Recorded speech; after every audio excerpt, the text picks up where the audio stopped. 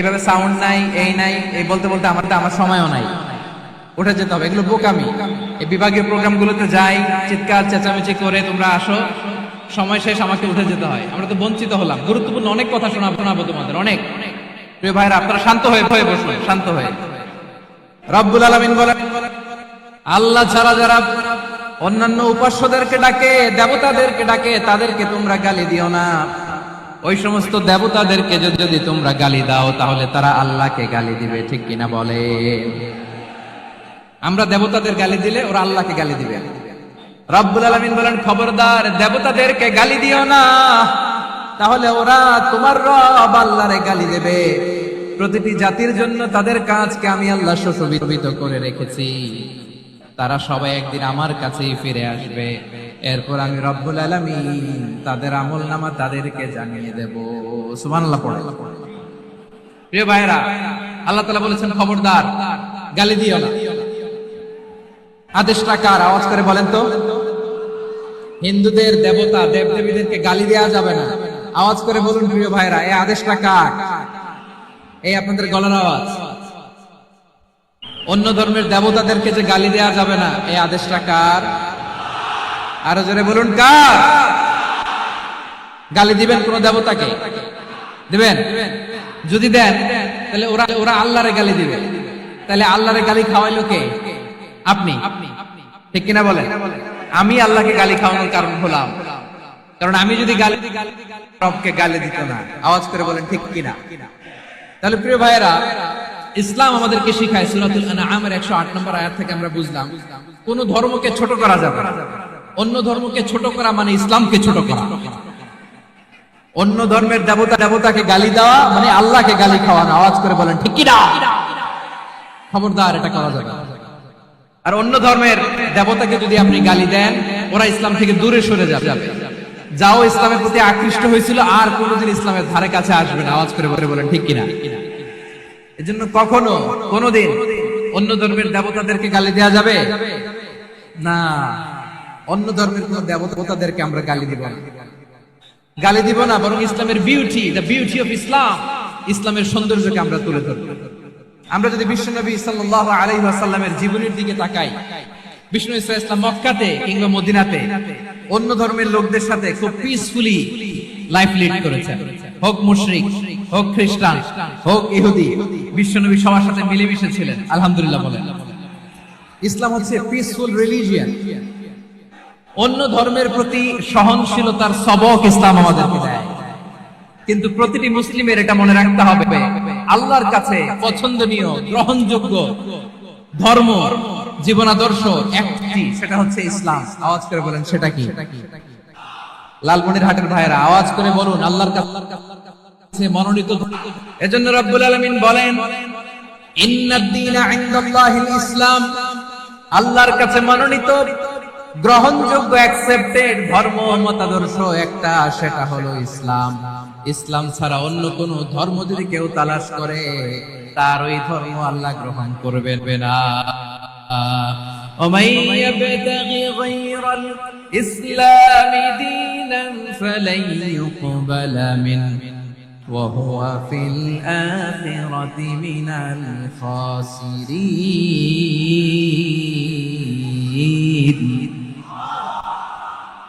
Whoever seeks anything except Islam, that won't be accepted from him, and he will be loser in the day of judgment. কিয়ামতের দিন ইসলাম ছাড়া কেউ যদি অন্য কোনো ধর্ম তালাশ করেছে দুনিয়াতে, তার এই মতাদর্শ গ্রহণ করা হবে না।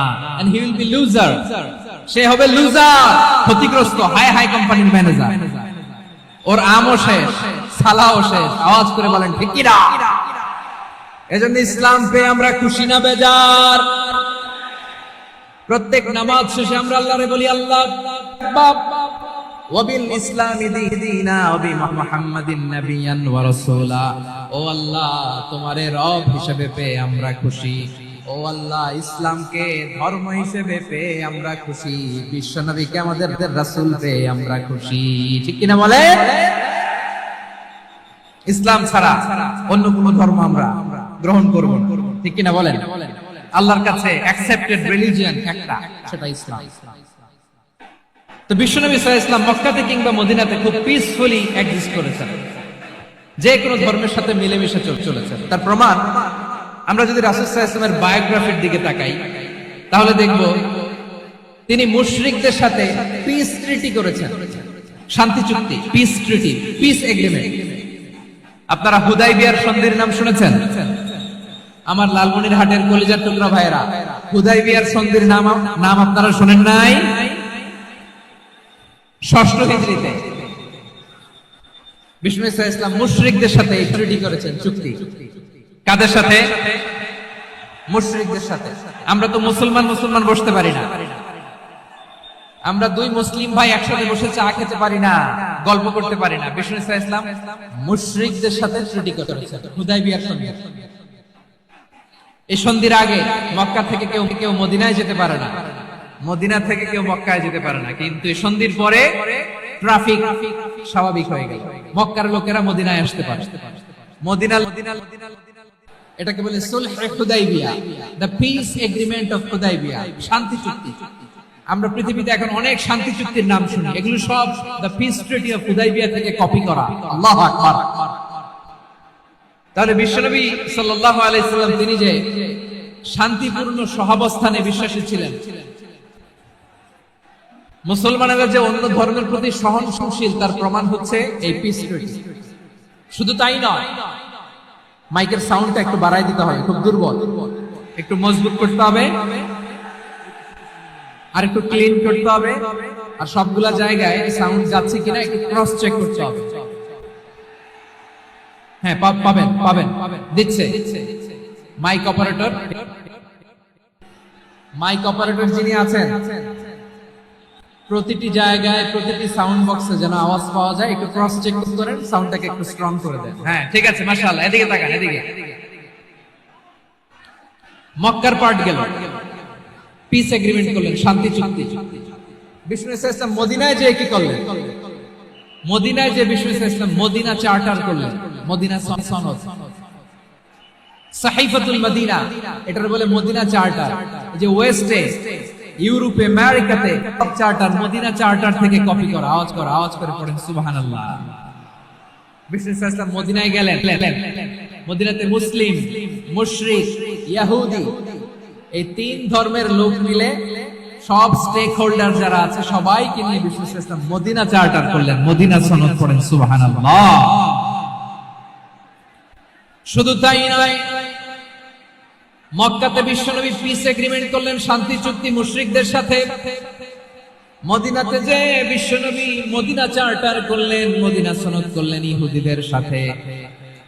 আবার মদিনাতে বিশ্বনবী ইহুদিদের সাথে পিস ডায়ালগ করলেন, ইন্টারফেথ ডায়ালগ করলেন, আন্তধর্মীয় সংলাপ করলেন। যে সংলাপের মূল ভিত্তি ছিল তাওহীদ।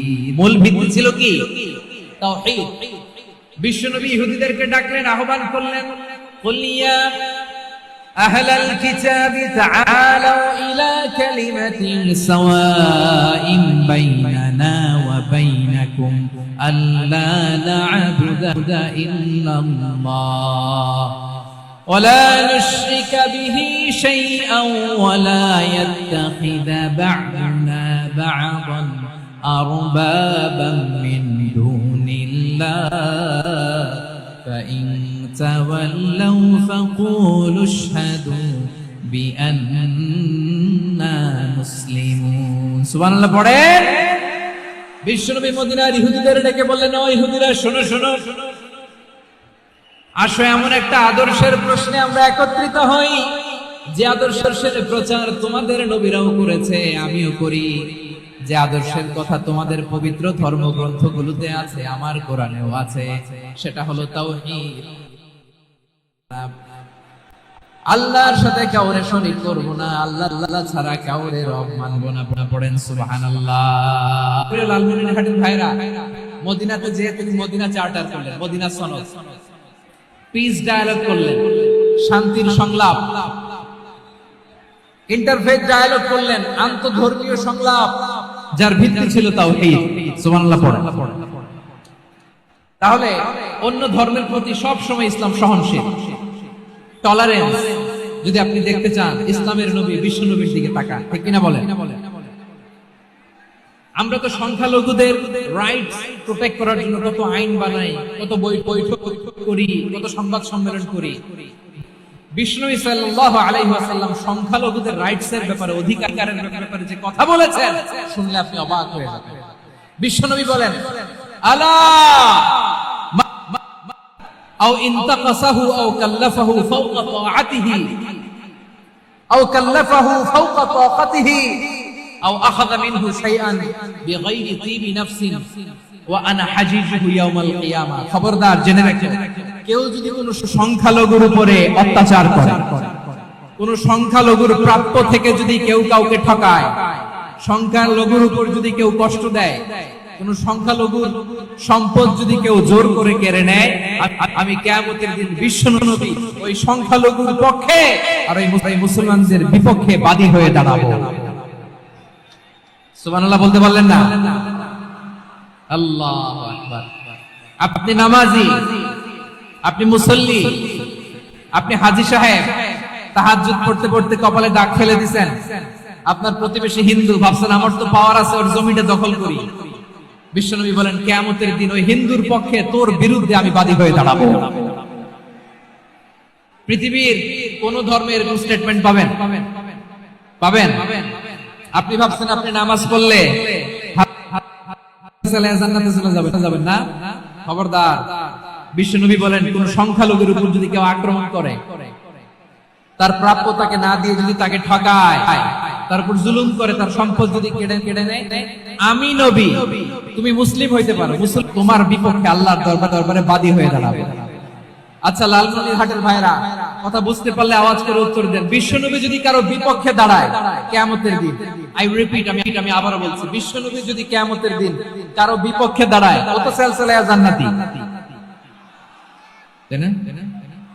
জান্নাতীরা, যে নবীর সুপারিশ ছাড়া জান্নাতের গেটও দেখা যাবে না, ওই নবী যদি বলে তোর বিপক্ষে আমি বাদী হয়ে দাঁড়াবো, ওই জান্নাতে আর ঢোকার কোনো সুযোগ আমাদের থাকবে? এখানেই শেষ না আমার প্রিয় লালমনিরহাটের ভাইয়েরা, এখানেই শেষ নয়। বিশ্বনবী বলেন, মান কাতালা মুআহাদা, বুখারীর বর্ণনা, মান কাতালা মুআহাদান লাম ইয়ারাহ রাইহাতাল জান্নাহ। কেউ যদি, কোন মুসলিম যদি অন্যায় ভাবে কোন সংখ্যালঘুকে হত্যা করে, কোন হিন্দুকে হত্যা করে, কোন বৌদ্ধরে হত্যা করে, অন্যায় ভাবে কোন মুসলিম যদি কোন সংখ্যালঘুরে হত্যা করে, ওই মুসলিম জান্নাতের ঘ্রাণও পাবে না। সেই বুখারীর বর্ণনা, মান খাতালা মুআহাদান লাম ইয়ারাহ রাইহাতাল জান্নাহ ওয়া ইন্না রিহাহা লা ইউজাদু মিন মাসিরাতি 40 আমা। যে জান্নাতের ঘ্রাণ চল পড়ে। প্রিয় ভাইরা, এখান থেকে জান্নাতে পৌঁছতে লাগবে 40 বছর। এত দূর। কত বছর? সবাই বলেন, কত বছর? এখান থেকে জান্নাতে পৌঁছতে লাগবে 40 বছর। এত দূরে থাকতেই জান্নাতের ঘ্রাণ আপনার নাকে এসে ধাক্কা মারে। বিশ্বনবী বলেন, যে ব্যক্তি কোন সংখ্যালঘুকে হত্যা করে, জান্নাতের ঘ্রাণ তো পাবেই, জান্নাতে তো ঢুকতে পারবেই না, জান্নাতের ঘ্রাণও তার নাকে লাগবে না। পড়েন নাউযুবিল্লাহ। তাহলে সংখ্যালঘুদের ব্যাপারে ইসলামে অধিকার দেয়া আছে না নাই? লালমনিরহাটের ভাইয়ের আওয়াজ করে বলেন, আমার সংখ্যালঘু হিন্দু ভাইদের রাইটস, অধিকার আমাদের ইসলামে প্রোটেক্টেড আছে না নাই? এখানেই শেষ না। বিষ্ণু ইসলাম আপনার অমুসলিম প্রতিবেশীর সাথে ভালো আচরণ করতে বলেছে। আমাদের হয় না, এটা মুসলিম পাড়া, ওটা বৌদ্ধ পাড়া, হয় না? অনেক সময় হয় না, এটা আমাদের মুসলিম পাড়া, ওইটা হিন্দু পাড়া, এরকম আছে না নাই? লালমনিরহাটে নাই না? আছে?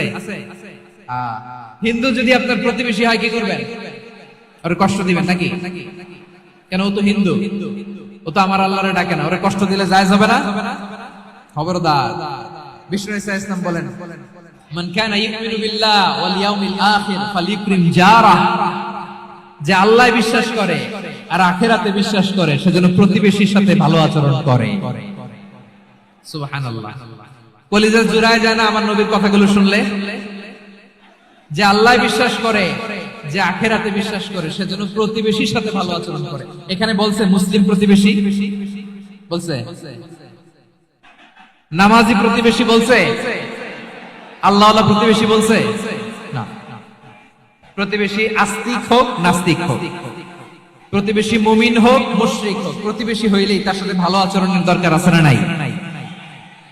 আমার প্রিয় লালমনিরহাটের ভাইরা, বিষ্ণু ঈসা ইসলাম ওনার ইহুদি প্রতিবেশীদের দেখাশোনা করতেন।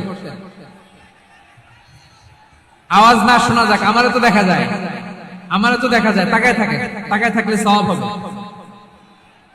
কোরআনের কথা যেখান থেকে হয় এদিকে তাকায় থাকলেই বরকত। তাকায় থাকে।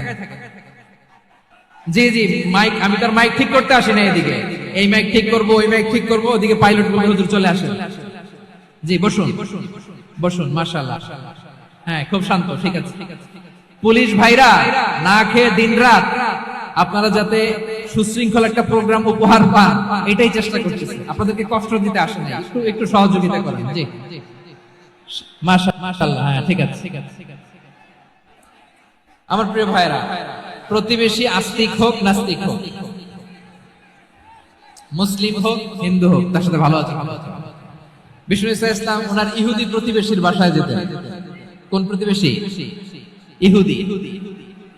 আওয়াজ করে বলেন, কোন প্রতিবেশী? ইহুদি। এক ইহুদি কিশোর বিষ্ণু ঈসা ইসলামের খেদমত করতে, ইহুদি ছেলে আমার নবীর খেদমত করতো, তারা ছিল নবীর প্রতিবেশী। তো অনেকদিন হয় ইহুদি ছেলেটা আসে না। বিষ্ণুনবী খোঁজ দিলেন, ঘটনা কি? একটা ইহুদি ছেলে না আমার খেদমতে আসতো, ছেলেটা কই? খোঁজ নিয়ে জানলেন ছেলেটা অসুস্থ। বিষ্ণু ঈসা ইসলাম ওই ইহুদির বাড়িতে চলে গেলেন ওই ছেলেটাকে দেখা করার, ভিজিট করার জন্য। সুবহানাল্লাহ পড়বেন না? গেলেন, যে দেখে ইহুদি ছেলেটা মুমূর্ষ, জান জান যায় যায় ভাব, বিছানায় পড়ে আছে, তার বাবা দাঁড়ানো। বিশ্বনবী তার মাথার পাশে বসলেন, মাথায় হাত বুলিয়ে দিলেন, আর ছেলেটাকে বললেন আসলিম, হে ইহুদি ছেলে আসলিম, ইসলাম ধর্ম গ্রহণ করো। তো ছোট্ট ছেলে ভাবে আমরা ইহুদি, এখন ইসলাম ধর্ম গ্রহণ করলে আব্বা যদি বকা দেয়, ফানাযারা ইলা ওয়াজহি আবি, ছেলেটা তার বাবার চেহারার দিকে তাকালো, দেখে আব্বা কি করে। আব্বা যদি বলে তাইলে ইসলাম ধর্ম গ্রহণ করো। ইহুদি ছেলেটা তার বাবার দিকে যখন তাকালো, ওর বাবা বলে আতি আবুল কাসিম, আবুল কাসিম যা বলে তাই করো। আবুল কাসিম হচ্ছে বিষ্ণু ঈসা ইসলামের একটা কুনিয়াত, উপনাম। আমার রাসূলের বড় ছেলের নাম ছিল কাসেম। যেমন দেখবেন আমাদের এলাকায় কারো ছেলের বড় ছেলের নাম যদি হয় আব্দুল্লাহ, এরা আব্দুল্লাহর বাপ বলে ডাকে। কারো বড় মেয়ের নাম যদি হয় ফাতেমা, এরা কি ডাকে? ফাতেমার বাপ বলে না? তো বিষ্ণু ঈসা ইসলামের বড় ছেলের নাম ছিল কাসেম। ইহুদি বাবা বলল আতি আবুল কাসেম, আবুল কাসেম যা বলে তাই শোনো, মানে মুহাম্মদ যা বলে তাই শোনো।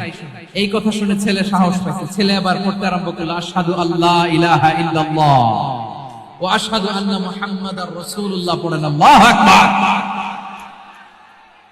বিশ্বনবীর আহ্বান শুনে ওই আহ্বানে সাড়া দিয়ে ইহুদি ছেলে শাহাদা পড়ে মুসলমান হয়ে গেল। তার হৃদয়টারে ঈমানের নূর দিয়ে আলোকিত করে দিল কে?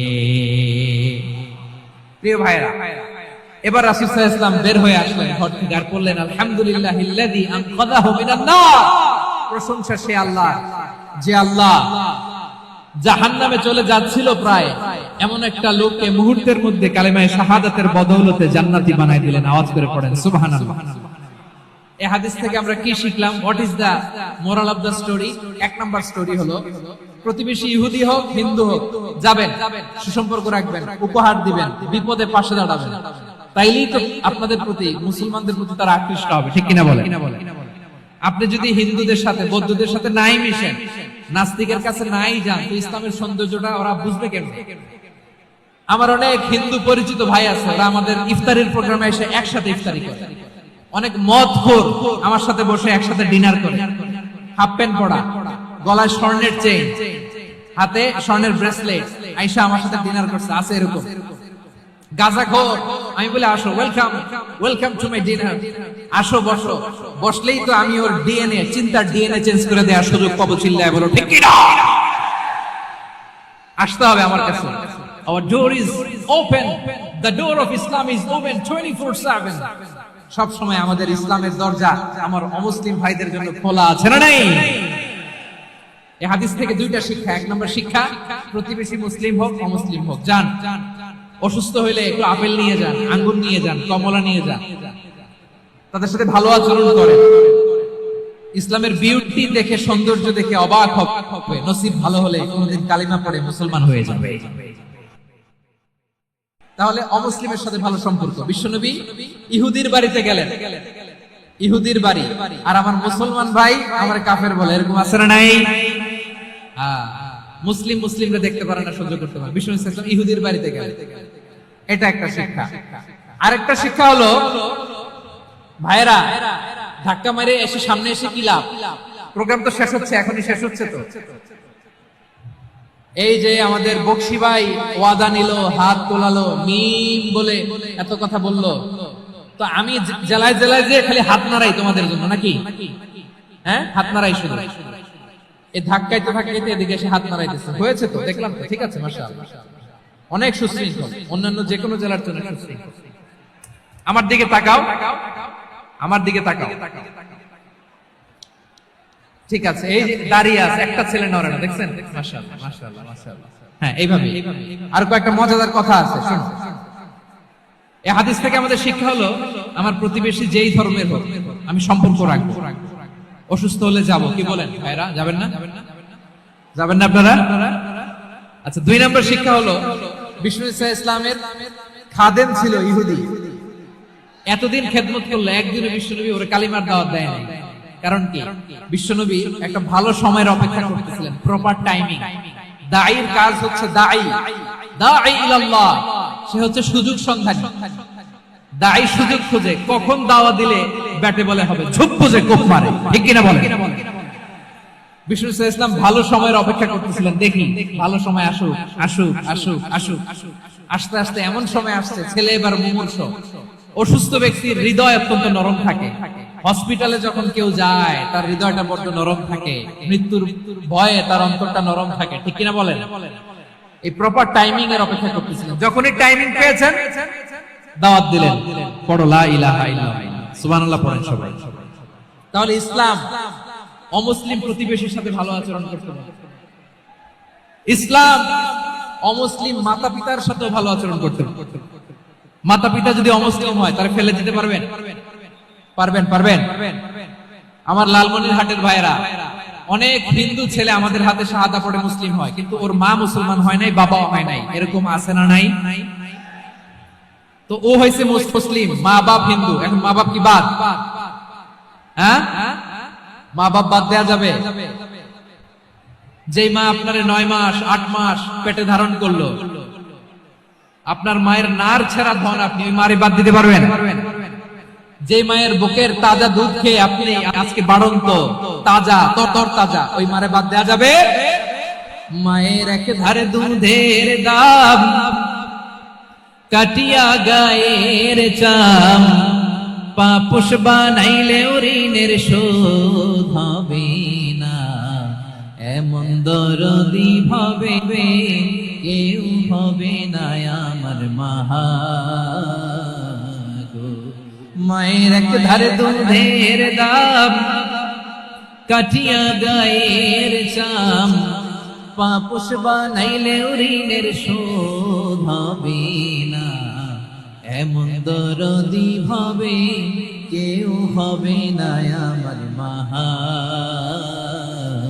গো, ঠিক কিনা? মাকে তো বাদ দেওয়া যায় না।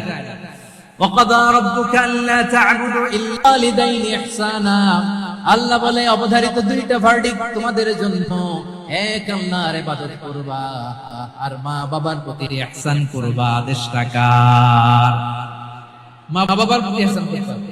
আমার মা হিন্দু হোক ভালো আচরণ করতে হবে, বৌদ্ধ হোক ভালো আচরণ করতে হবে। আমার যে সমস্ত হিন্দু ভাইয়েরা মুসলিম হয়েছে, তোমাদের মা বাবা এখনো মুসলমান হয়নি, তাদের সাথে ভালো আচরণ করতে হবে। আপনাদের খেদমত নিজে করতে হবে, অথবা খেদমতের ব্যবস্থা করাই দিতে হবে। মান্থলি যে খরচ লাগে এটা দিতে হবে। আরে তুমি এখন মুসলিম, তোমার মা বাবা হিন্দু, এখনই তো সুযোগ ইসলামের সৌন্দর্য দেখানো। এখন মা বাবা যদি দেখে আরে এটা হিন্দু থাকতে তোকে তো বদমাইশ ছিল, বেয়াদব ছিল, কি এমন ধর্ম সে গ্রহণ করলো যেটা গ্রহণের সাথে সাথে সে পাল্টে গেল? কি এমন ধর্ম সে গ্রহণ করেছে যেটা তার জীবনকে আলোকিত করে দিয়েছে?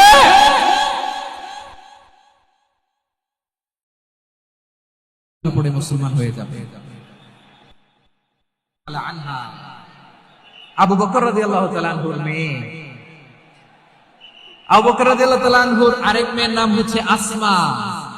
কি নাম? দুজনই আবু বকর রাদিয়াল্লাহু তাআলা আনহুর মেয়ে, আসমা আর আয়েশা। নাম দুটো কেমন লাগে? আসমা নামটা কেমন লাগে? আয়েশা নামটা কেমন লাগে? সবার ভালো লাগে নাই? নাম দুটো আপনাদের ভালো লাগে? লালমনিরহাটে অনাগত যদি কন্যা সন্তান হয়, যদি মনে চায় আসমা রেখে দিতে পারবে, যদি মনে চায় আয়েশা রেখে দিয়ে। দেশে বিদেশে এয়ারপোর্টে রাস্তা ঘাটে শুধু বলে হুজুর একটা নাম দেন, আমার ছেলের একটা নাম দেন, মেয়ের একটা নাম দেন। আমার মনে আছে যশোরের আবদিনের মাহফিলে আমি একটা দুটা নাম দিয়েছিলাম। আজকে লালমনিরহাটের এই প্রোগ্রামে কন্যা সন্তান যদি হয় দুটো নাম দিলাম, আসমা কিংবা আয়েশা। ইনশাআল্লাহ পড়েন। দুজন বোন, এক মায়ের, বাবা এক, মা দুইজন। আয়েশা রাদিয়াল্লাহু তাআলা আনহার মায়ের নাম উম্মে রুমান, আর আসমা রাদিয়াল্লাহু তাআলা আনহার মায়ের নাম কুতাইলা বিনতে আব্দুল উজ্জা। আবু বকর রাদিয়াল্লাহু তাআলা আনহু চারটা বিয়ে করেছেন। তো একই ঘটনা ঘটেছে এই ফ্যামিলিতে। আসমা ইসলাম ধর্ম গ্রহণ করে মুসলিমা, কিন্তু তার মা কুতাইলা মুশরিকা। আই রিপিট, বোঝার জন্য আমি আবারও বলি, আসমা রাদিয়াল্লাহু তাআলা আনহা মুসলিমা, আর আসমার মা কুতাইলা, আওয়াজ করে বুঝে থাকলে বলেন, আসমার মা মুশরিকা। তার মানে মেয়ে মুসলিম, মা অমুসলিম। ভেজাল আছে না নাই? কিন্তু কুতাইলা আর ধৈর্য ধারণ করতে পারে না। নার ছেড়া ধন, কলিজার টুকরা ধন, কলিজার টুকরা সন্তান আসমারে দেখতে বড্ড মন চায়।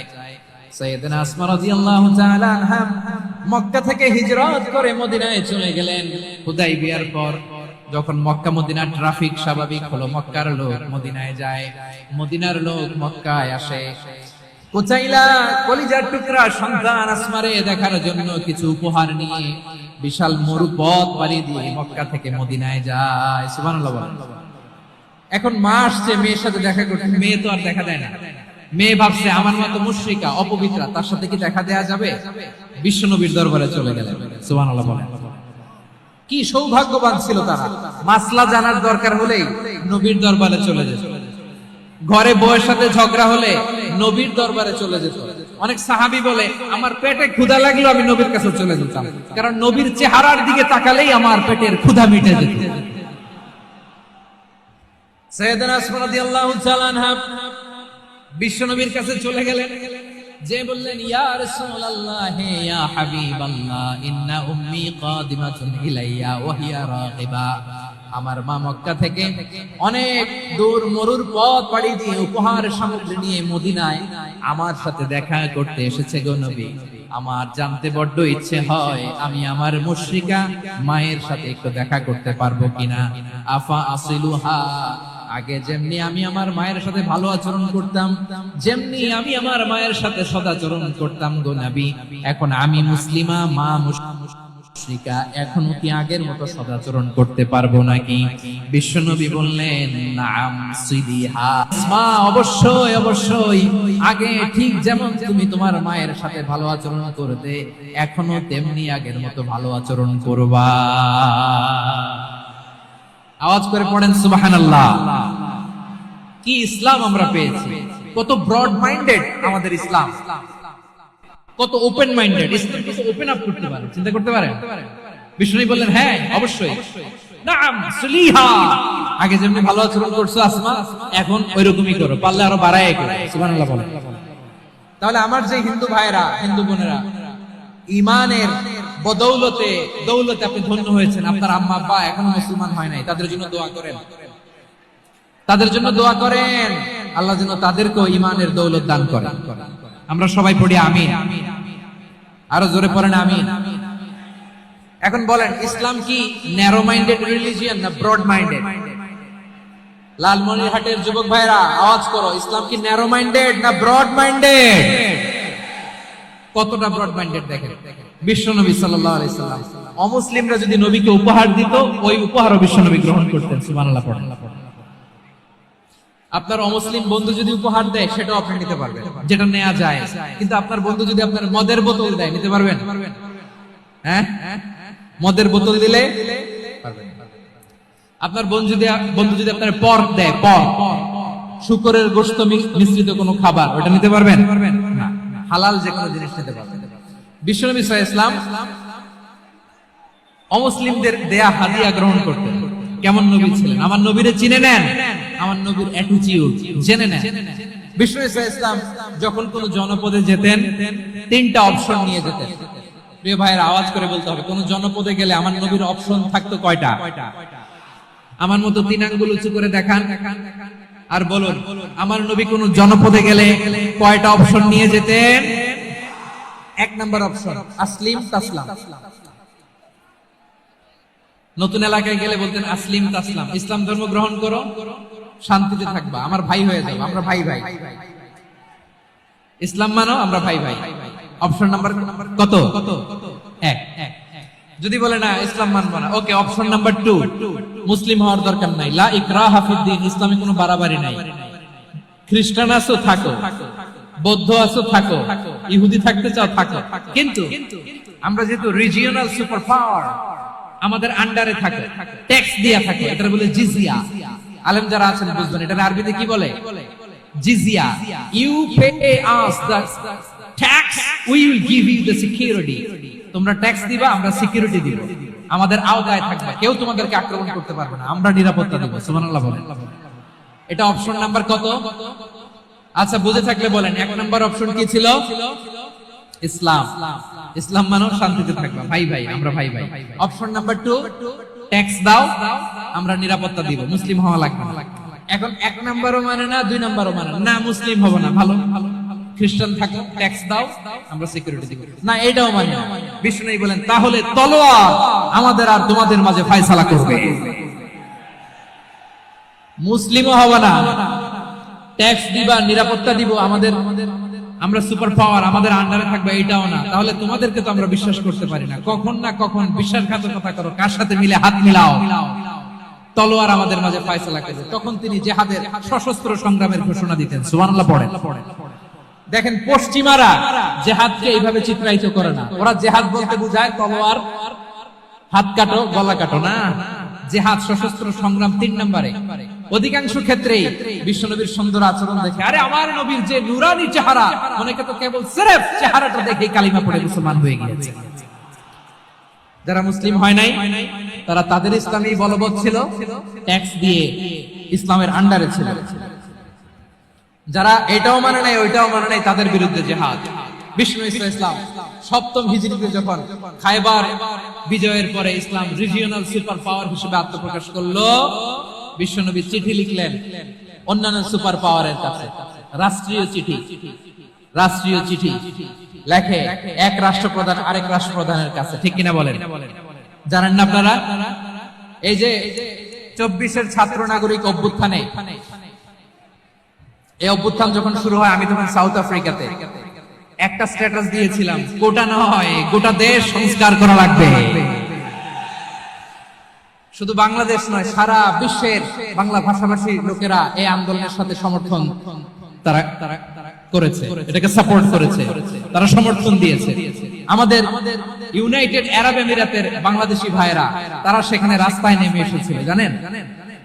ওইখানে ডেমনস্ট্রেশন করা যায় না, সেখানকার সরকার তাদেরকে যাবজ্জীবন দিয়েছিল। তখন আমাদের এই যে প্রধান উপদেষ্টা ডক্টর মোহাম্মদ ইউনূস সরাসরি G2G বলে, G2G, government to government, G2G, উনি চিঠি লিখলেন যে তাদেরকে, ইউর হাইনেস, হে সম্মানিত আমির, আপনি আমার এই চিঠির কারণে আমার সম্মানে এই 53 জন বাংলাদেশিকে মাফ করে দেন।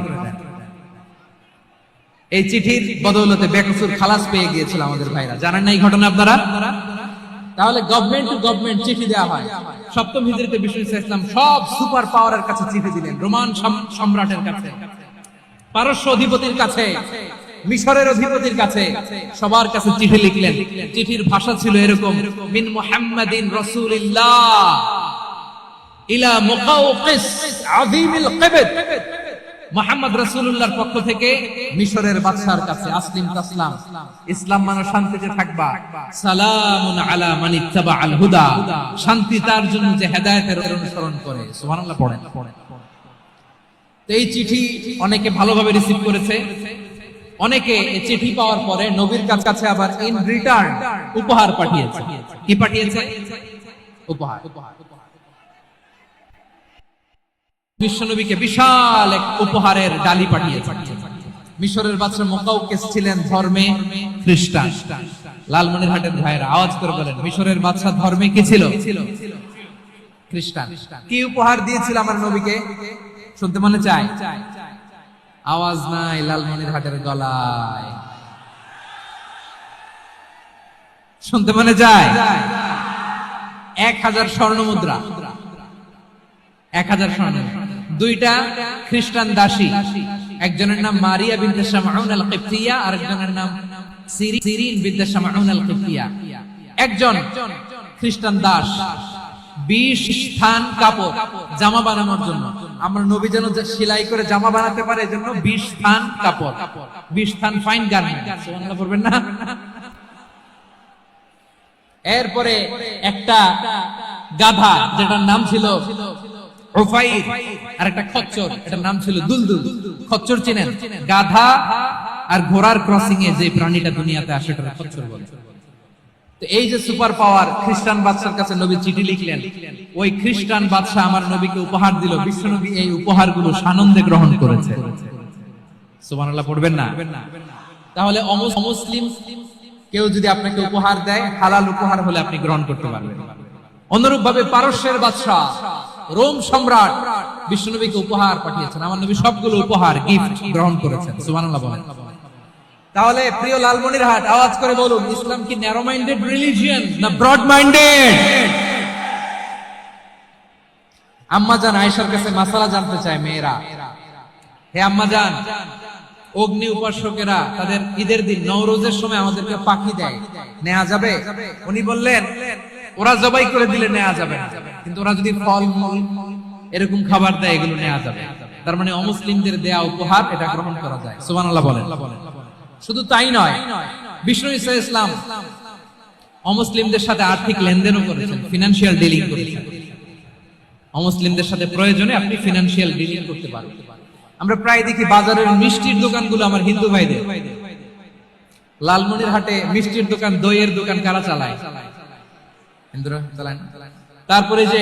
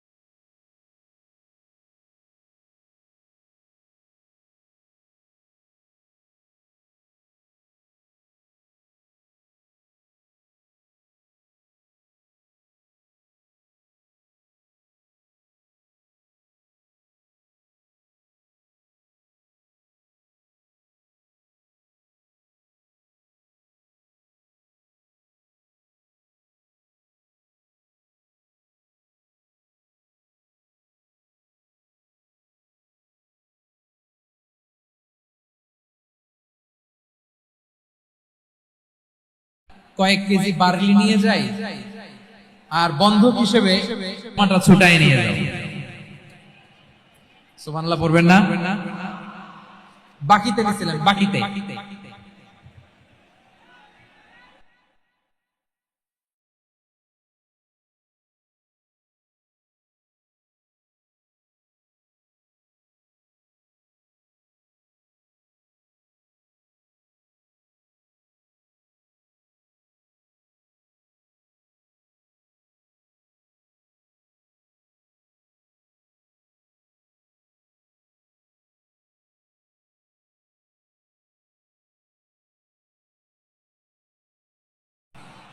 এ থেকে বোঝা গেল অমুসলিমদের সাথে ফিনান্সিয়াল বারান্দায় ইয়ার্ডের মধ্যে অটোমেটিক্যালি কিছু আমব্রেলা আছে, সা করে খুলে যায় আর সূর্যের তাপ লাগে না।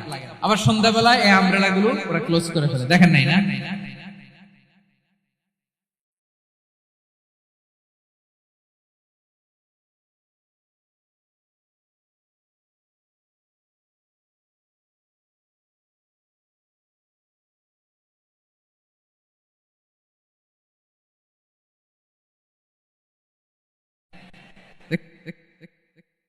শুধু তাই নয়, ইন কেস অফ ইমার্জেন্সি, প্রয়োজনে ইসলামের খাতিরে ইসলামকে সামনের দিকে এগিয়ে নিয়ে যাওয়ার জন্য অমুসলিমদের সাপোর্ট নেওয়া জায়েজ আছে। সুবহানাল্লাহ বলেন। অমুসলিমদের সাপোর্ট নেয়া, তাদের থেকে অর্থ নেয়া, পলিটিক্যাল সাপোর্ট, পলিটিক্যাল অ্যাসাইলাম নেওয়া জায়েজ আছে। আমাদের অনেক বিশ্ববরেণ্য দায়ীরা আমেরিকায় অস্থায়ীভাবে অ্যাসাইলাম নিয়ে থাকে, নিজের দেশে গেলে ফাঁসিতে ঝুলাই দিবে। যুগ যুগ ধরে দায়ীদের উপর এরকম অত্যাচার আর নির্যাতন আছে না নাই? মিশরের অনেক দায়ীরা পাশ্চাত্যে যেয়ে থাকে, এই যে তারা পলিটিক্যাল অ্যাসাইলাম নিয়ে থাকে, রাজনৈতিক আশ্রয়, এটা জায়েজ আছে না? এটা যে জায়েজ আছে তার প্রমাণ স্বয়ং বিশ্বনবী সাল্লাল্লাহু আলাইহি ওয়াসাল্লাম পলিটিক্যাল সাপোর্ট নিয়েছিলেন অমুসলিমদের কাছ থেকে। সুবহানাল্লাহ বলেন। খুব মজাদার একটা ঘটনা শুনবেন, আপনাদের আগ্রহ দেখে তো মনে হয় না শোনার ইচ্ছা আছে। আছে আছে, গলায় জোর আছে। লিল্লাহি লিল্লাহি তাকবীর, নারে মাশাআল্লাহ।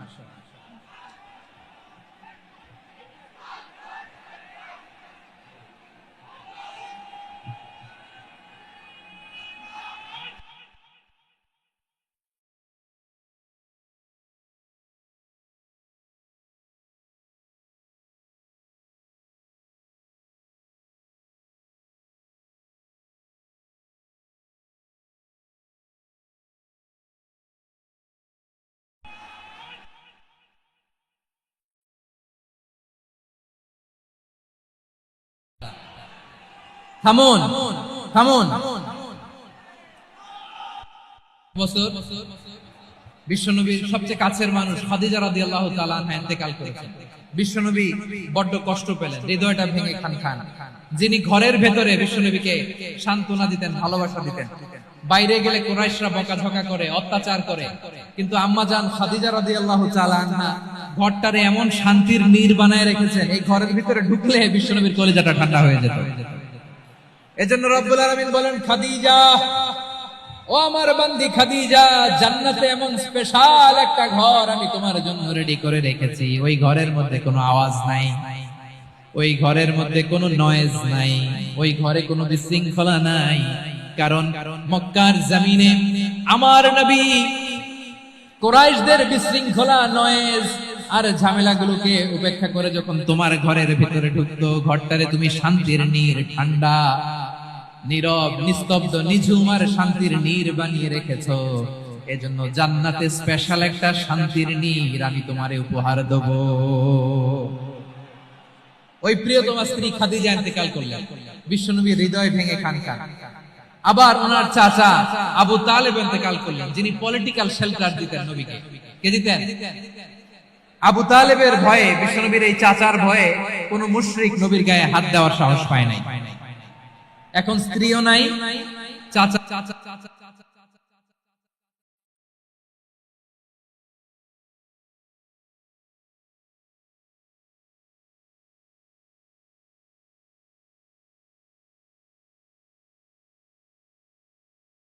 এখন কই যাবেন? আমার পেয়ারা নবী নতুন স্টেশন খুঁজতেছেন, নতুন নতুন নতুন।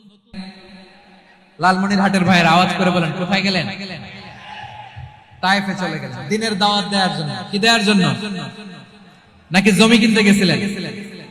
জমি কিনতে, দুনিয়ার যশ খ্যাতির জন্য, নিজের কোনো লাভের জন্য? তায়েফবাসীদেরকে জাহান্নামের আগুন থেকে বাঁচানোর জন্য আওয়াজ করে বলতে হবে, ঠিক কিনা? বিশ্বনবী বিশাল মরুপথ, পাহাড়ি পথ পাড়ি দিয়ে তায়েফের মরুজমিনে গেলেন।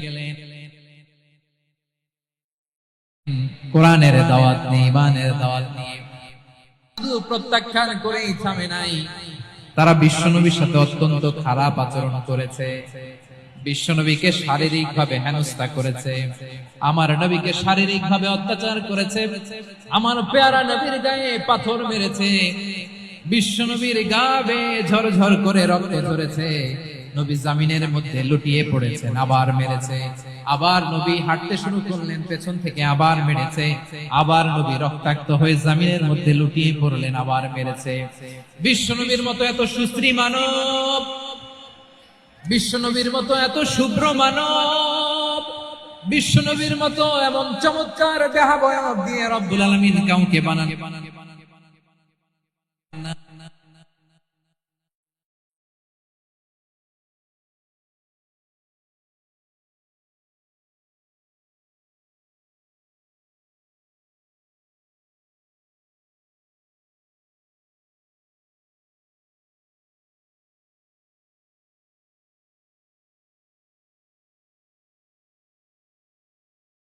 কিনা বলে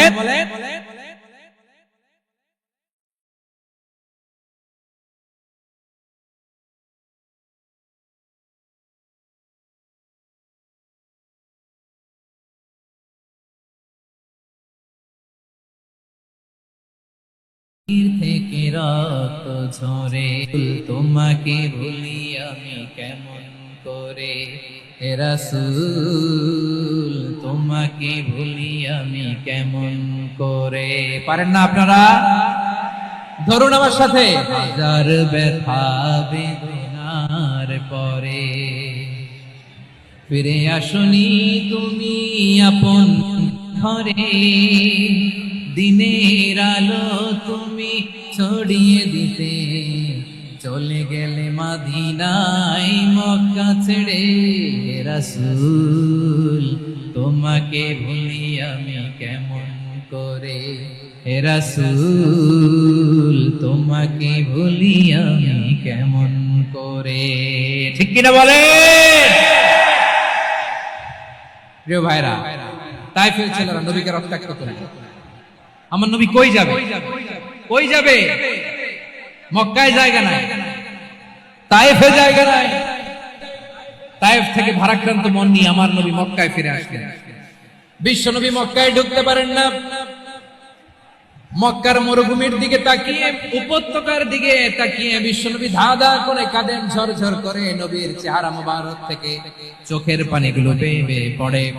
আমার জন্মস্থান, আমার শৈশব, কৈশোর, যৌবন কেটেছে এই মক্কায়, আমার এলাকায় আমি ঢুকতে পারি না। বিশ্বনবী মক্কার অনতি দূরে দাঁড়িয়ে যায়েদকে পাঠালেন, যায়েদ যাও দেখো কেউ আমাকে সাপোর্ট করার মতো আছে কিনা, যাও অমুকের কাছে যাও। সাইয়েদনা যায়েদ গেলেন।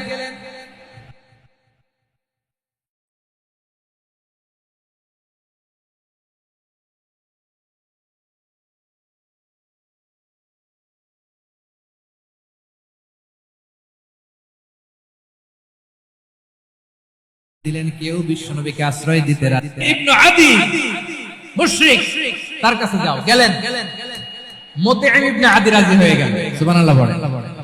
দেখেন অনেক বিপদের সময়ও আমি নিজে সাক্ষী, সামাজিক ভাবে, রাজনৈতিক ভাবে কত ঝঞ্ঝা, কত ষড়যন্ত্র, কত কনস্পাইরেসি পারি দিয়ে আমাদেরকে সামনে এগিয়ে যেতে হয়। এই শত্রুদের ভেতরেও একজনকে দাঁড় করিয়ে দেয় যে আল্লাহর কোরআনের জন্য রেডি হয়ে যায়। পড়েন সুবহানাল্লাহ। মুতিঈম ইবনে আদি, আল্লাহ তার মনকে নরম করে দিলেন। মুতিঈম বলে, মুহাম্মদ আমি তোমাকে আশ্রয় দিব। তার দুই ছেলেকে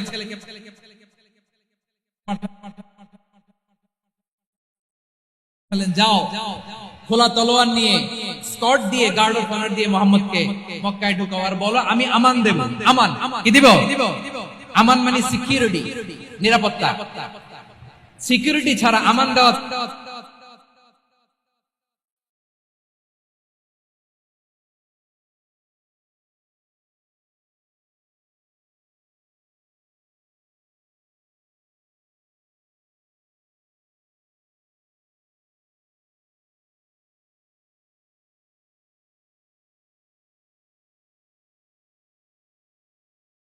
ছিল না। মুশরিক, সবাই বলতে হবে মুসলিম না মুশরিক।